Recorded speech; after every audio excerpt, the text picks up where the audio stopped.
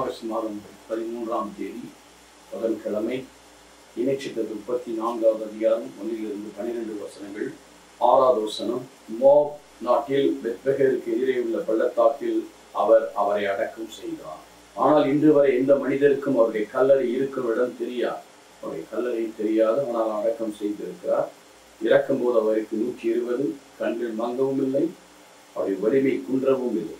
கண்கள் மங்கியதும் இல்லை, வலிமை குன்றவும் இல்லை. அவர் யோசுவாவுக்கு 9வது வசனத்திலே ஞானத்தின் ஆவியை நிரப்ப பெற்றிருந்தார். இந்த மோசையை போல இறைவாக்கினர் இஸ்ரவேல் எதிர்காலம் எழுந்ததே இல்லை என்றும் சொல்லப்பட்டிருக்கிறது. 10வது வசனம். நேருக்கு நேர் சந்தித்த ஆண்டவர் நேருக்கு நேர் சந்தித்த மோசையை போல் இறைவாக்கினர் எவரும் இஸ்ரவேல் எதிர்காலம் எழுந்தது. ஆனாலும் கடைசியாக போல பட்டிருந்தாலும் நம் புதிய பாட்டில் பார்க்கிறோம், தாவல் முறையில் அவர் ஒருவர் இருக்கிறார்.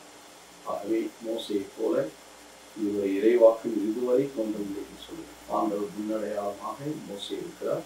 அவரை ஆண்டவர் தேர்ந்து கொண்டார். அவரும் அவர் கேட்ட முறையில் வாழ்ந்தார்.